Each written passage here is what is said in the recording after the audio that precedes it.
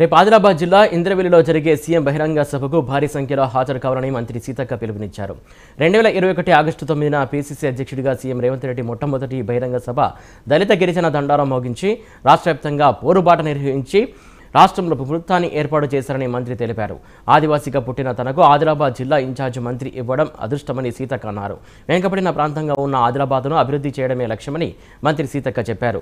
BRS party ప్రజలకు చేసింది ఏమీ లేదని, వెనుకబడ్డ జిల్లాకు కనీసం మంచినీరు అందించట్లేదని, 2 గంటలకు సాగునీరు అందించే ప్రాజెక్టులు కూడా లేవని అన్నారు. ఉమ్మడి ఆదిలాబాద్ జిల్లాలో సమస్యను ముఖ్యమంత్రి దృష్టికి తీసుకెళ్లి 10 ఏళ్లలో చేయలేని పనులను పరిష్కరిస్తామన్నారు మంత్రి సీతక్క. ఈ ఉమ్మడి ఆదిలాబాద్ జిల్లాకు ఇన్ఛార్జి మినిస్టర్గా రావడం నాకు చాలా సంతోషాన్ని, అదేవిధంగా అదృష్టంగా భావిస్తా ఉన్నా.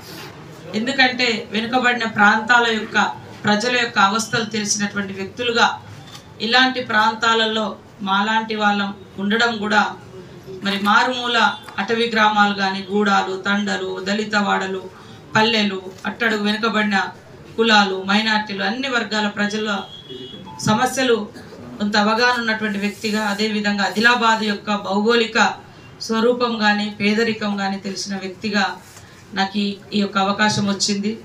దానికి నేను అక్కడ ఉన్నటువంటి రాష్ట్ర ముఖ్యమంత్రి గారికి, డిప్యూటీ సీఎం గారికి ప్రత్యేక ధన్యవాదాలు తెలియజేస్తా ఉన్నాను. అందుకే అందరం కలిసికట్టుగా ఈ ఉమ్మడి ఆదిలాబాద్ జిల్లాను అభివృద్ధి పదంలోకి తీసుకెళ్లడానికి ఈ జిల్లా ప్రజలందరి యొక్క సహకారంతో పాటు రాష్ట్ర ప్రభుత్వం యొక్క ప్రోత్సాహం కూడా ఉంటుందని భావిస్తా ఉన్నాను. సీఎం రేవంత్ రెడ్డి గారు ఆ రోజు మరి పిసిసి అధ్యక్షుడైన వెంటనే మొదటి బహిరంగ సభ, భారీ బహిరంగ సభ ఆ రోజు ప్రేమ్ సాగర్ అన్న గారి భుజాల మీద నుంచే వాస్తవానికి వారు ఇనిషియేట్ తీసుకొని పూర్తి స్థాయిలో చేయడం జరిగింది. చాలా పెద్ద ఎత్తున సక్సెస్ అయింది దళిత గిరిజన దండోరా. ఆ దండోరను రాష్ట్ర వ్యాప్తంగా కూడా మరి మోగించి ఈరోజు అధికారంలోకి రావడానికి కూడా అలాంటి పోరాట స్ఫూర్తి, ఇంద్రవెల్లి పోరాట స్ఫూర్తి వేదికగానే తీసుకోవడం జరిగింది.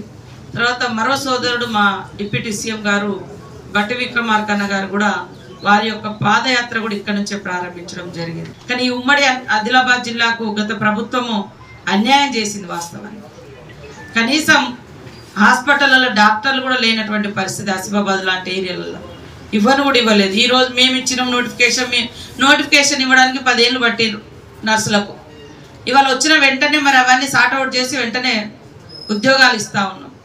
మీరు ఎంతసేపు ఉద్యోగాలు ఇస్తాం, ఈ సందర్భంగా ఓట్లేయండి, నోటిఫికేషన్ ఇస్తాం, ఈ సందర్భంగా ఎలక్షన్ ఓటేయండి, ఇట్లా ఆశలు పెట్టిరు తప్ప నిరుద్యోగుల సమస్యలు పరిష్కరించలే.